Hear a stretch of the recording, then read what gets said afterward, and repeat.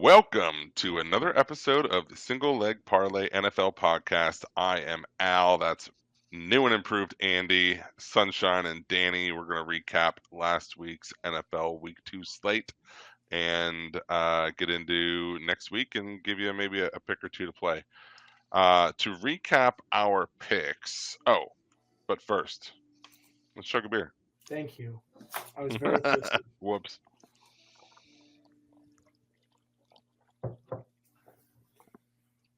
Oh, almost forgot the most important part. So, if you haven't been keeping tabs on our performance in the NFL, you're in luck because we do that for you, and we are slaughtering these picks, killing it. So, no plays from Sonny last week, but Andy went 2-3. Not exactly killing it, but in it for some fun. He is 6-6 on the season now through 2 weeks. Danny went a robust 2-2. That's capping off his 6-0 week last week, so he is 8-2, hitting 80% on his picks through 2 weeks. And then you get to the kind of cream of the crop here this week. So I went 5-2. And that goes on top of my 6-1 last week to bring me to 11-3 through 2 weeks at 78.5%.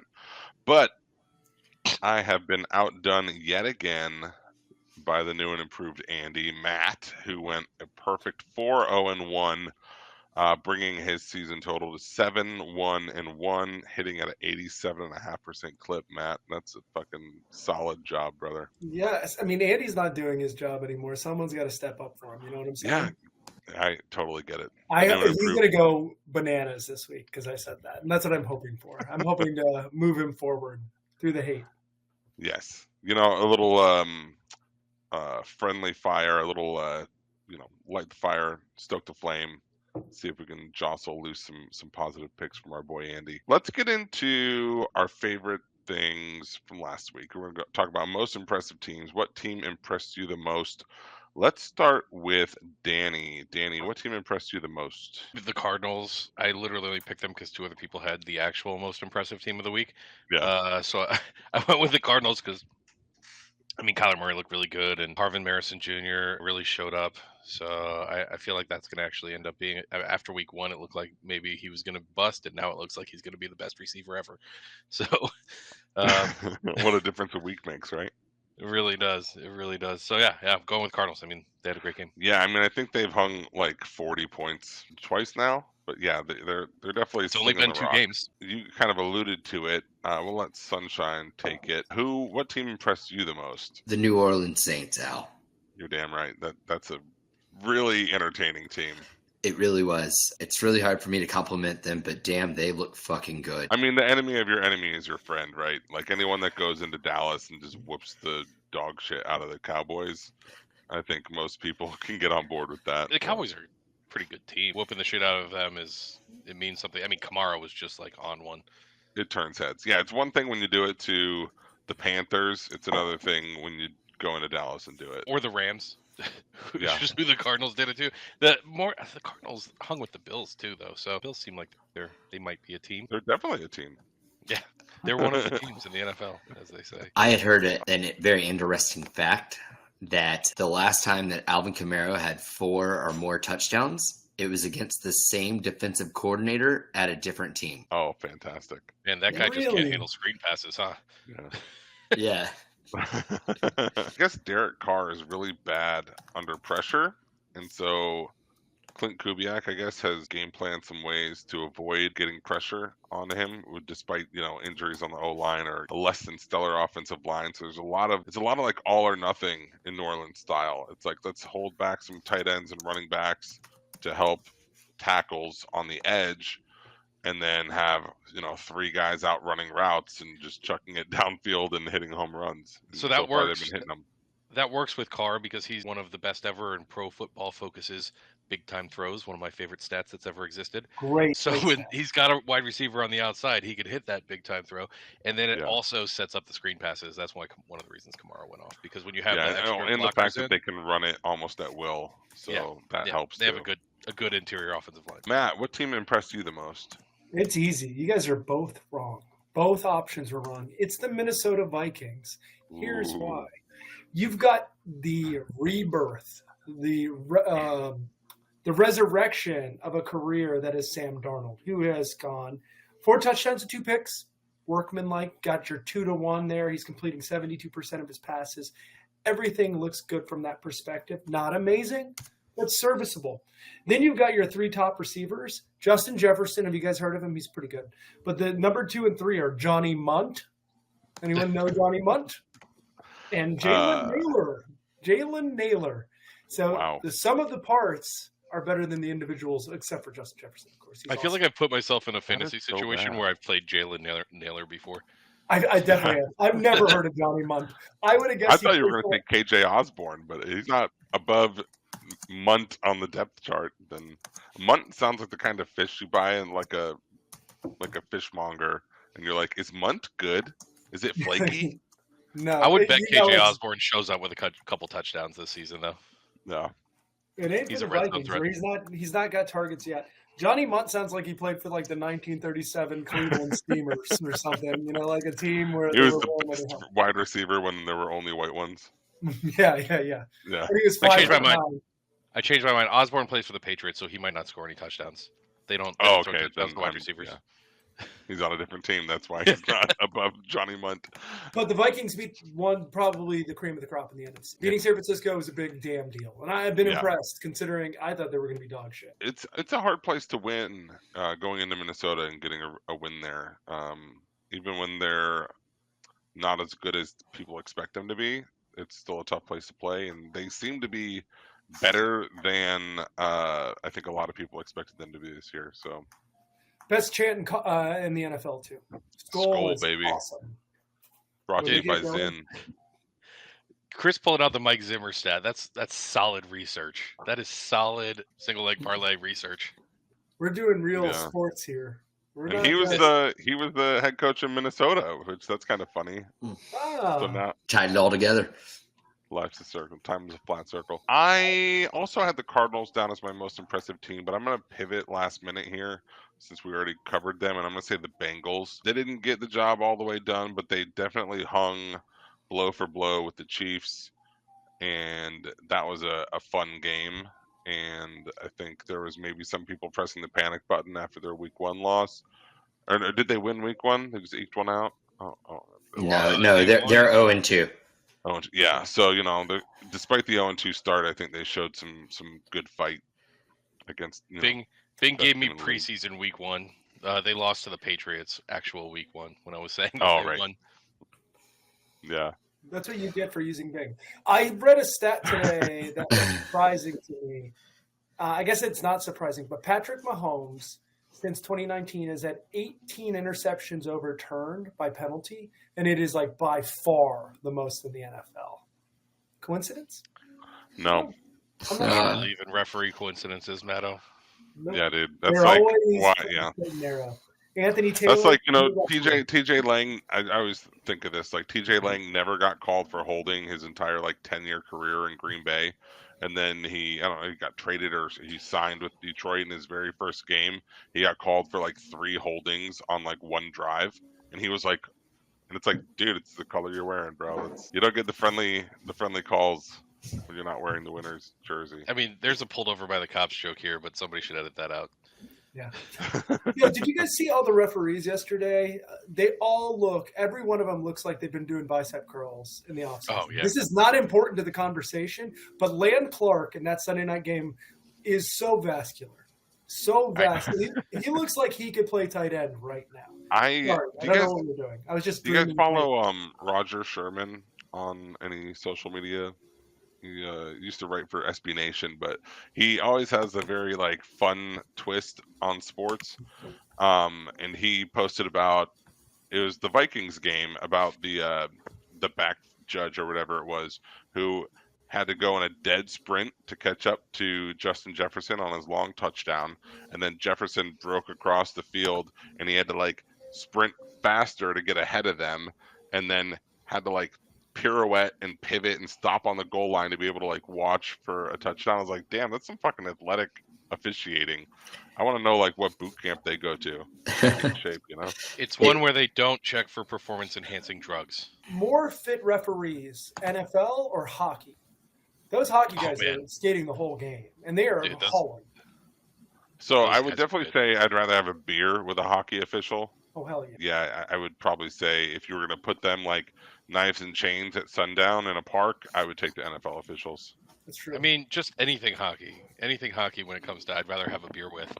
I think fan, player, official. Let's move to our Kaiser Soze's usual suspect, the most suspect team, player, thing, noun in past week. I'm going to start. This is a very fun one. I'm going to start again with Danny here. Danny, who's the most suspect? You get a huge contract and then you basically disappear in week 2. I'm obviously talking about Trevor Lawrence. So he just hasn't been that good. If you're gonna pay a guy like that, it got to be a game breaker, and he really hasn't shown it since he left Clemson that he can really dominate any game. I mean, the other guys that got paid around him were like Tua and Jordan Love got similar money, and both of them have shown that they can dominate a game when they're in it. I guess the one thing that Trevor Lawrence has on them right now is that he plays. Yeah, Trevor seems a little shook to me. I was talking to my Jags buddies today about it. It's like sometimes there is no pocket and it's all on the O-line. You can't be a good quarterback without time to throw the ball. Other times it's like he's immediately bailing on what is a pretty decent pocket. It may not be like perfect, like how you won't draw it up, but like he's got a decent shot, to stay in the pocket, but he's bailing, and then that takes away all of his options, and he's got to force a throw. So, yeah, I think he's just a little rattled. So he is. I think we can say it. I think it's been enough seasons. He's in his third or fourth season now. He's Ryan Tannehill. That's what his career is going to be. He's going to be good enough sometimes. He can make like beautiful throws when he's rolling out, but he was going to hold the ball too long when he has a clean pocket and turn it into a dirty pocket.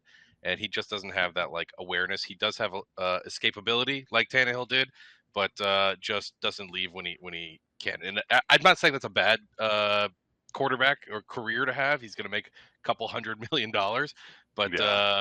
but he won't win very much unless he's handing off to one of the best running backs that we've ever seen. Did you guys see that they renamed the stadium yesterday Trevor Bank or whatever? Trevor Bank, yeah. Everbank.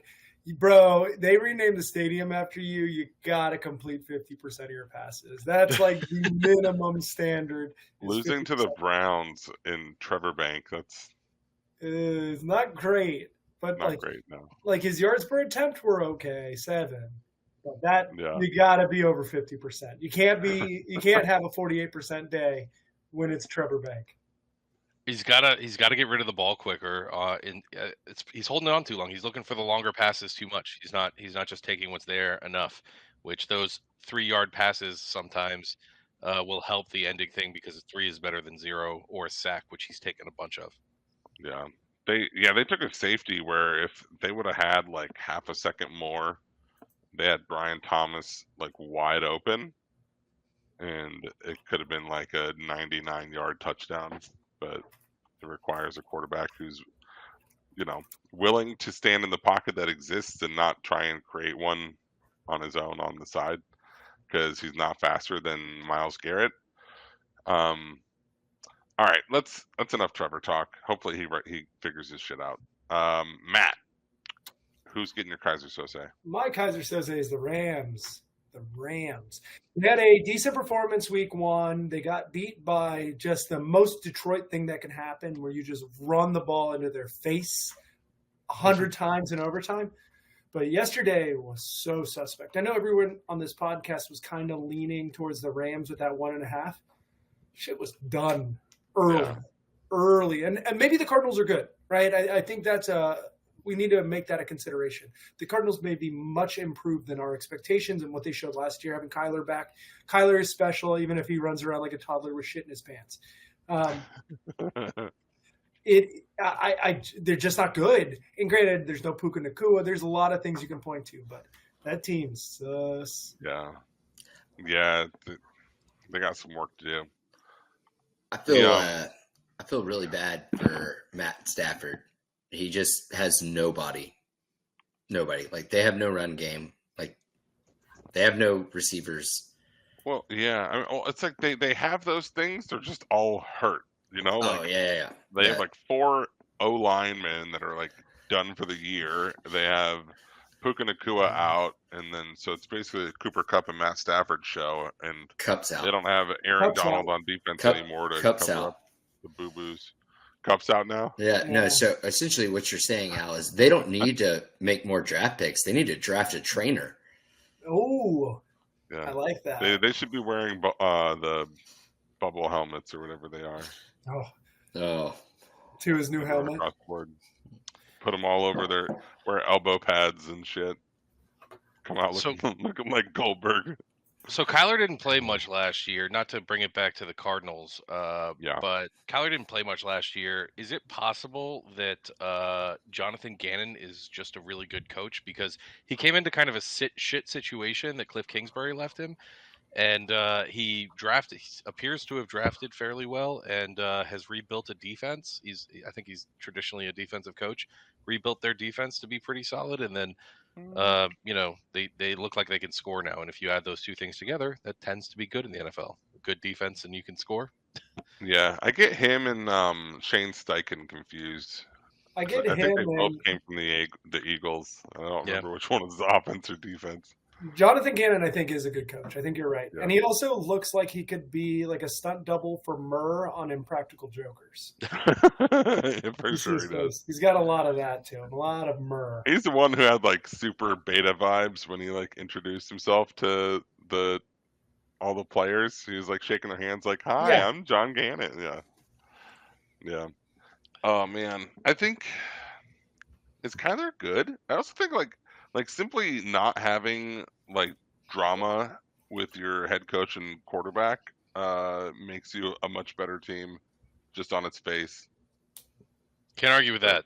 I mean, Miami plays better when Tua was terrible under Flores and is played pretty damn well when he's healthy under McDaniel. So yeah, I think you're right. I think Coach Hansen may not be a very good people person, right? And everything in the NFL is moving towards like they're going away from the Parcells model to like the more like empowering the players and not berating the players all the time. And I think you're seeing dividends of it. I mean, McVay started this kind of movement. And I don't think you need to be – I also think it's more of a millennial thing. And like Gen X and all these older folks are just like, you don't need to yell at people anymore, right? You could just like treat me like someone with respect. Like an adult. They get better results. Yeah. Holy shit. Yeah, I'm going to go next with my Kaiser Soze. I think the team that looked most suspect is the New York Giants. They, the laid an egg week 1 against the Vikings, only putting up 6 points. You think, okay, maybe they just had some rust to knock off. Didn't look impressive. They come out and they managed to score 18, which is not great, but you'd think be enough to keep the Commanders at bay, and then they managed to lose that one too. So it's an ugly start for the Giants. It feels like Mr. Potato Head's going to get canned like that. That's maybe not like immediately, but it feels like by the end of the year, the Dable experience might be over. How quickly that changed, right? 2 years ago, everyone was celebrating Brian Dable, saying he's a real New York guy. And now that shit is few and far between. I only argue with your choice because it's a lot like the Florida State discussion yesterday, saying you can't be suspect if you lose all the time. The Giants are kind of in that same boat. I'm not surprised when they're bad. They're kind of always bad.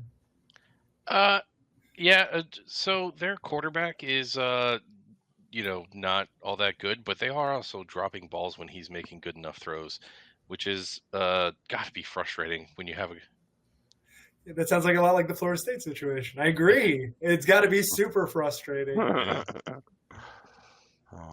Also, to bring it back to Cliff Kingsbury not being a people person, he did play under Mike Leach, who, while he is a people person, he is not known to be the nicest guy to his players. Yeah. So he may have just learned some of that as the success they had there.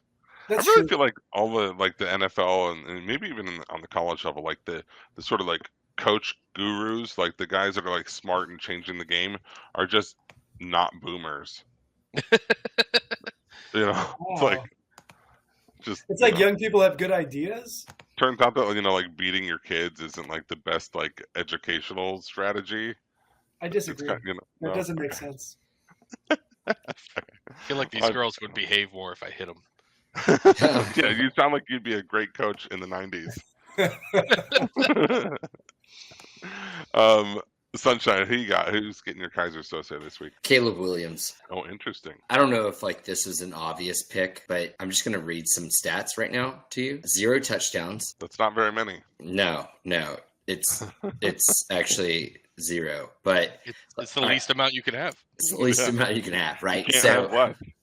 All right. So so the guy has yet to score a touchdown. There was all sorts of hype behind him. I'm not saying that I was riding the train, but I was just expecting a little bit more. I definitely wasn't expecting him to come out and like kill it his rookie season. But I mean, I didn't expect him to be as good as CJ Stroud was, but I expected pretty close. So for me, he gets my award. Yep. It felt like the wrong pick to me. I would have gone Daniels, I think. It felt a little like the Bryce Young pick.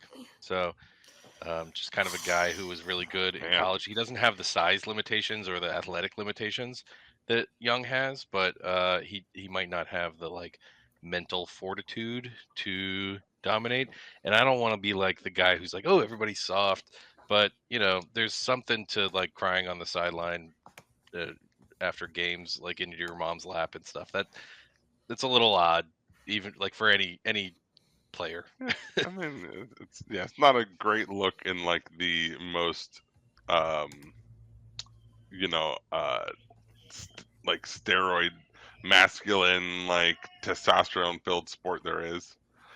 When you have to lead him. When you have to lead him, he has to lead the players. Like you can be a leader and you can be like a video game guy as a millennial, but I don't think you can be a leader and be a, crying in your mom's lap after the game. Well, I'm just what do you think his QBR rating, right? Or what do you think his QBR is? 12. I have no idea. It's not good. They're pretty close. But let's just say it rings true with like maybe Chicago's greatest, most famous athlete. 23? 23. 23 QBR? Ugh, yucky. Do you guys see that? That's with some pretty incredible scrambles around in the pocket where he gets a yard after breaking 19 tackles. So he's shown flashes that he like can do stuff. It's just get the ball off or make a run after you do all that stuff. Huge adjustment, right? CJ Stroud, comparing anyone to CJ Stroud is crazy because what CJ Stroud did in his first year is wild. That dude is a different animal. He's a different beast. But I don't think anyone like there's a spectrum of rookie quarterback. You got Bryce Young on one side and CJ Stroud on the other. And I think these guys may be in the middle somewhere, right? We don't know if they're more Bryce Young or more CJ Stroud yet. But it just so happened those were the 1 and 2 pick last season. It's perfect. It's just like a perfect spectrum. Yeah.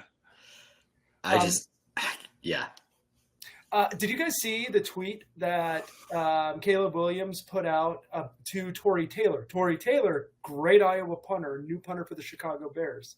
He said, hey, you're not going to have to punt too much this year. There's been 12 punts and 0 passing touchdowns. So I don't know. It doesn't look too good early. That hasn't held up very well. He's not even like converting third downs or even getting first downs. Their offenses they have some of the best receiving. It's got to be the best receiving core in the league. Awesome. Allen he didn't play last game, but I don't remember if he played week 1 or not. But even if he doesn't, you got DJ Moore and the rookie whose name Rome. Yeah. So they should be better. They really should be better. All right, let's throw it over to Boy Was I Wrong of last week. I'll read Al. The Rams. Betting the Rams was not great. It was not a great day for Matt Stafford. Worst day for all the players who all got hurt. Puka Nacua is still out. Tough day at the office to be a Rams fan. Danny? Yeah, no, I was there with the Rams. I was wrong about that. I kind of thought the Cardinals were a little sus week one, even though they put up a good showing because they weren't using their number one wide receiver. And Kyler Murray was running around making plays, which is what you want for that team. And I kind of missed on that. So, boy, was I wrong, not just on betting on the Rams, but betting against the Cardinals. I was just, Yeah. I didn't see it on either side. I'm kind of hoping the Cardinals are good. I really would like to watch more of that because the pieces are super fun to me. So I hope you're wrong because the Cardinals are so good and not the Rams are just bad right now. Yeah, I mean, I love Stafford. So if they can put it back together, he's one of my favorite players to ever watch. So I want them to be good, but he doesn't provide the sort of exciting stuff that he used to earlier in his career. And just talking about a slightly younger quarterback that's providing all that exciting stuff right now is Kyler Murray, and I love watching them play right now, especially when it looks like he's about to get tackled, and all of a sudden he's dancing around the sideline waiting for a guy to run free behind the whole thing, and then he hits him. It's been fun. No, I agree. And it's sad to see the aging. Matt Stafford is a little bit long in the tooth. So, but do you guys remember Red Zone a couple years ago when Arizona was just like coming back every game? Yeah, I want that feeling back. I want that joy of 6:45. Arizona's down by 6, and Kyler Murray's got 95 yards to go. It was a magical like 6 weeks because I feel like it ended so quickly. But I would like that feeling back. I think he did it to Atlanta one of those weeks, didn't he, Chris? Yeah, he did. I don't want it to happen in Atlanta or Miami. I don't. But anyone else, I'm here for it. Let's go to the awards. Every week, we like to assign some award winners from this past week because, hey, you did something incredible or stupid. Al, who is your award winner this week? Oh, man. So my award this week is called Potent Potables for $200, Alex. And that offense of the New Orleans Saints is who that goes to. Yeah, I mean, I think we covered it before, but they're hanging points on everybody. And I think I saw they've scored on like 15 of 15 drives this season. Yikes. And have the like third best offense, or maybe the best offense in the league since like week 8 last year. So it's not just a fluke. The Saints have a really, really solid offense. It's been easy for them, almost big easy for them. Ooh. There you go. Chris, who is your award winner this week? I have 2 of those, Matthew. Okay. So I'm giving out the award for glass half full. So the first one, I'm going to go with the New York Giants. They thought that their punter was just as good as the kicker, and they saw they fucked that up. It's how they scored, and they scored 3 touchdowns and ended up with 18 points or something. So, but they were thinking positively. They were like, oh, well, you know what? Our guy's hurt. We have this other guy that also kicks things. Let's give him a shot. Not the same thing, but positive thinking. Next award. Yeah. Go ahead. What was the deal? They scored 3 touchdowns, but they didn't make any extra points? I don't think so. No. Because I saw a stat. Somebody said, I'm probably going to screw this up, but that this was the first time in like over 1,000 instances in the NFL where a team scored 3 more touchdowns than the opponent and lost. That's right. Or that's failed right. to cover, something like that. Yeah. No, yeah, because the Redskins didn't score a single the Commanders didn't score a single touchdown, I believe. I think they just kicked a bunch of field goals, and they won 21-18. 7 field goals? Yeah. 7. Austin Seibert, great day if you have fantasy kickers, 7 for 7. Yeah. And then, Sunshine, we're going to open the floor here for you for your second award. I appreciate that. And the other one, for positive thinking as well, goes to Sean Payton for him having the confidence in his defense to get a 3-and-out with mere minutes left on the board, but only ending up with about 21 seconds left to score from like the 70. Yeah. 70 yards. Yeah. He may suck. He may be a bad coach. I think we need to have an honest, serious conversation about Sean Payton being a bad coach. Yeah. I think one of you guys said it. You said, was Drew Brees just that good? Sean Payton did everything he could to hold him down, but Drew Brees kept winning. Have you seen Drew Brees compete with archers and trying to hit the bullseye? Because, yeah, he was that fucking good. Yeah, I think I said it last week. When Kevin James plays you in a biopic, you're washed. Like, that's it. Yeah. You're done. So we have two more awards to go. Let's go to Danny. I want to hear Danny's award. I'm giving a pretty straightforward award here. It's called the Sack the Baker Award, and Aiden Hutchinson sacked Baker Mayfield 4.5 times this week, which that is so many sacks on a quarterback in 1 week. It That's is so many sacks. He had 3 in the quarter. I didn't know what to call this. Best performance at a loss or something, but like, yeah, 4.5 sacks. Come on, Hutchinson would have been a good one if they had won, but they lost. Yeah. Dude, credit to Baker for standing in there the whole time. If you knew the same guy was – because 4.5 sacks means he probably had 9 quarterback hurries. You're like, motherfucker, how are you here again? You're in my face at least 2 times a quarter. I don't need that shit in my life. That's a lot. People will question a lot of things about Baker. It'll never be being tough. Dude's tough as shit. Yeah. Sure. He's a likable dude. I like him a lot. I'm really happy for Tampa Bay. All right, Matt, what's your award? No Love, No Worries is my award. Look, Jordan Love goes out.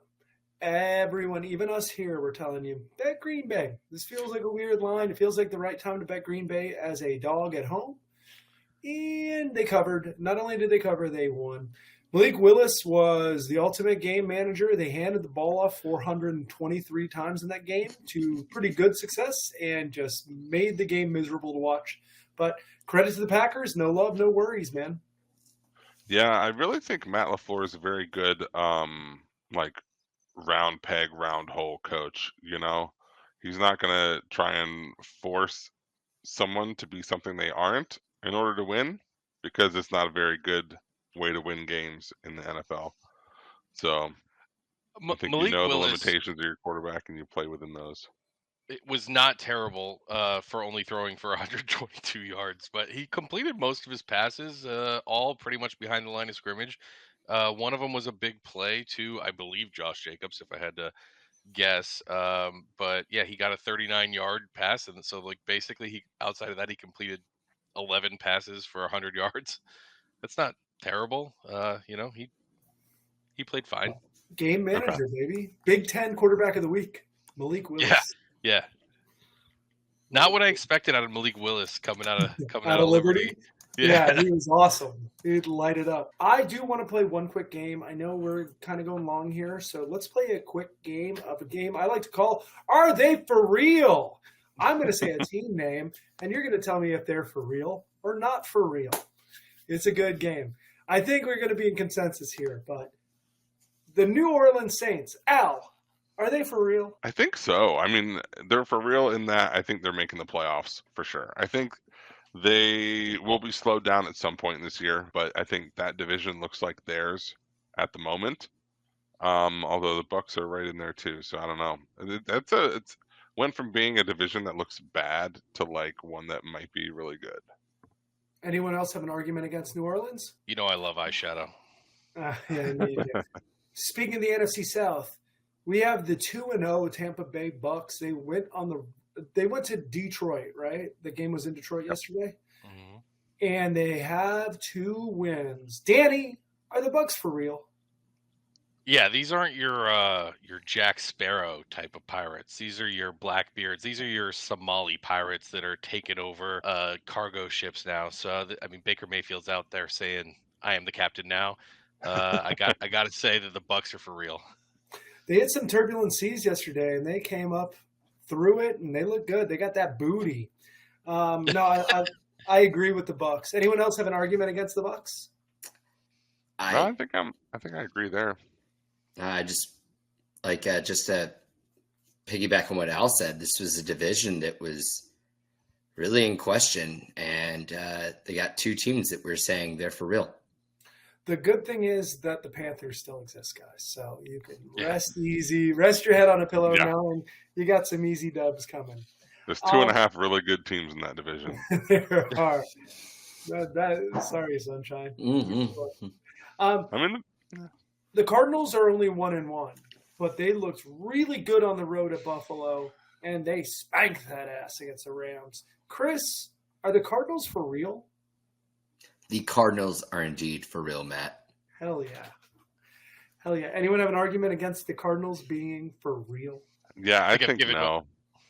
You're going no. They're not I'm for going to real. go no. All Yeah, right. maybe it's wishful thinking because Detroit's going to Arizona this week, but I do Ooh. think that I'm sure they're going to be a lot better than they were last year, but I think there's a wide swath of space between the 2023 Cardinals and being a real contender in 2024. So maybe Okay. 500, maybe a winning record, but Yeah, I I- don't think you they can guys, hang with the big boys yet. you guys have got most of my Cardinals opinions already. I think Gannon might be a pretty good coach, so I'm going with there for real. I got to disagree with Al here and agree with Sunshine. Cardinals look good. They got a quarterback that can play. They seem to have an offense that works, and their defense has been stepping it up. So I agree. I think they're for real. Those three seemed easier. These next two seem tricky. The 2-0 Minnesota Vikings, we've talked about them a lot. You kind of know my feeling on this. But Al, as an NFC North team, are they for real? No, Oh, I think they're no. good. I don't think they're real though. I don't.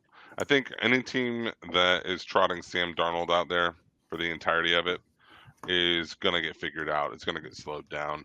I don't think their defense is like super good. I like their defense has been good, but like I think they've benefited from being at home. I think have both their games been at home? I know this past one was, and I think they're at home this next week too. But like I said before, it's a tough place to play. I think once they get on the road, we might see some cracks show up. Dano? Vikings Chris? were on the road when they beat the Giants week 1. By a billion. Yeah, but nobody was really expecting Sam Darnold to come out and be able to throw competent passes. I don't expect that trend to continue throughout the season. But beating the 49ers, I mean, that's something. Yeah. That was at home, but yeah, they might be for real. They could be I mean, the 49ers without Christian McCaffrey, though, I mean, it seems like they might not be for real since he's not playing until week 9 or something. So there's a chance that the Vikings are for real, but I'm going to go with no. I'm going to go with no because of Sam Darnold. Okay, so I want to make sure I follow that. No, yes, no. So maybe they're for real, I think is safe where I'm going to put you. They're sitting right there in Raiders territory, maybe.